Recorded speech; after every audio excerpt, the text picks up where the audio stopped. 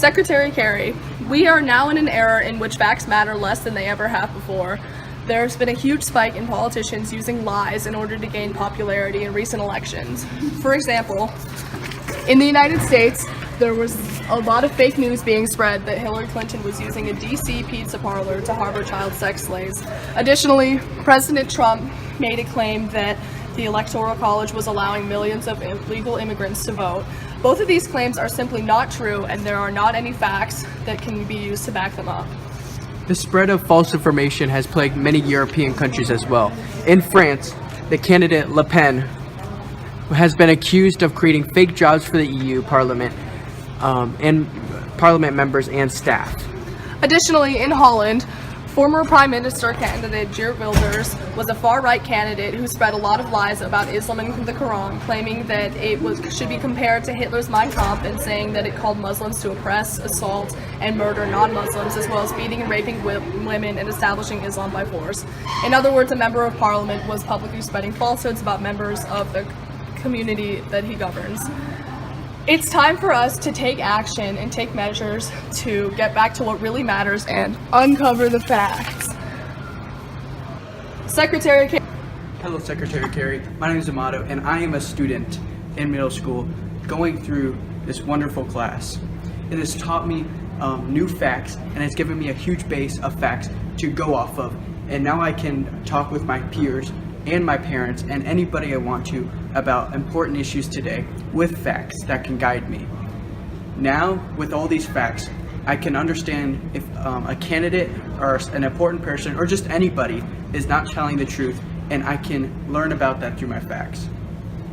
Hello, Secretary Kerry. I am a middle school teacher who has been working with this new fact-based curriculum for some time.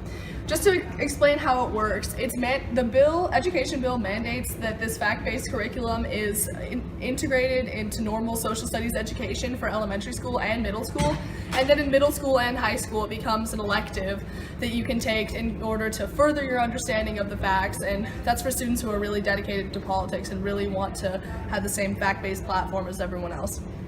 So when the curriculum first started, I was a little bit skeptical because I was thinking, well, what if I teach the facts the right way, but teachers in another state or area include their bias and their students don't really have the whole facts? But this is kind of remedied in a way because there's some level of standardized testing that will make sure that everything is uniform across the whole country.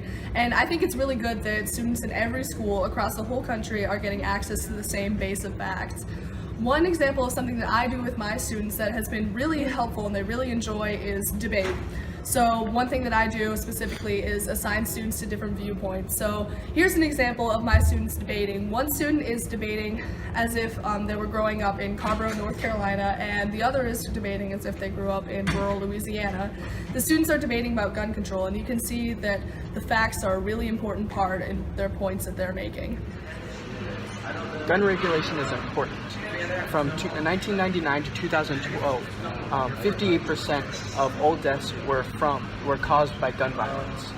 Actually, reducing gun access doesn't really do that much to decrease murder rates. For an example, a study concluded that between 1980 and 2009, reducing access to guns didn't really increase the rates of murder in the cities where they were banned. And guns only really account for about 10% of homicides, so we're not really targeting the real issue.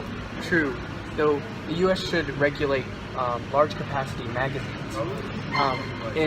From 1983 to 2013, 63% of deaths increased when high capacity was used. That's true, but by doing so, we're restricting our citizens' rights to feel safer, which isn't a right that the government should have. 80% of people who own a gun in their house feel safer, and 64% of people who live in a house of someone who owns a gun feel safer as well, and our government needs to protect our safety. Secretary Kerry, the main focus of this class is for students to be able to develop a base of facts from which their personal opinions can be developed off of. So, even if two students have different views, personal views, they can still generate conversation and use their facts to generate a conversation. So even if they hear something like this, that millions of illegal immigrants voted, they can say, well, that's not true, because off of the big base of facts that I have generated, that I've developed, that we can say this is false. Secretary Kerry, we believe our proposal will work well because it is sustainable.